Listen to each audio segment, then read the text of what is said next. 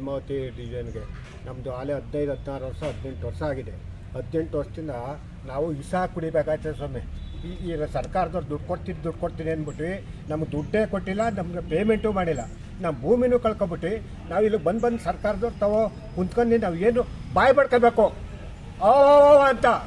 ಇವ್ರು ಏನು ಸರ್ಕಾರ ಏನು ಮಾಡ್ತಾರೆ? ಹಂಗಲ್ಲ ಸ್ವಾಮಿ, ನಮ್ಮ ಭೂಮಿನೂ ಕಳ್ಕೊಬಿಟ್ಟು ನಮ್ಮ ದುಡ್ಡು ಇಲ್ಲ. ನಾವು ಈ 35,000 ರೂಪಾಯಿ 40,000 ರೂಪಾಯಿ ಬಡ್ಡಿ ಸಾಲ ತಂದು ನಾನು ಎತ್ತಿ ತಾಜಾ ಹಣ ಮಾಡ್ಕೊಂಡು ಸ್ವಾಮಿ ನಾನು. ನಾವು ಈ ಸರ್ಕಾರದವ್ರು ದುಡ್ಡು ಕೊಡ್ತಾರೆ ಬಿಟ್ಟು ರೈತರು ತಾವು ದುಡ್ಡು ಇಸ್ಕೊಂಡು, ನಾವು ರೈತರು ಅಕ್ಕಪಕ್ಕರು ಹಣ ಇಸ್ಕೊಂಡ ಹಿಂಗೆ ಭಾರಿ ಕೈ ನೊಂದವನೆ, ಅವ್ನಿಗೆ ದುಡ್ಡು ಕೊಡೋದ ತಂದು ಕೊಡ್ತೇನೆ ಕಾಣಂತ ನಮಗೆ ಮಾಡಿಬಿಟ್ಟು ಸರ್ಕಾರದವ್ರು ಈ ಥರ ಮೋಸ ಮಾಡೋರಲ್ಲ. ನಾವು ಬದುಕಬೇಕು, ಸಾಯ್ಬೇಕು ಸ್ವಾಮಿ ನಾವು. ನಮ್ಮ ಜಮೀನಲ್ಲಿ 2 ಹುಣಸೆ ಮರ, 2 ಹಲಸಿನ ಮರ, 8 ತೆಂಗಿನ ಮರ ಕಡ್ದು ಕವಲೆ ತೆಗ್ದವ್ರೆ.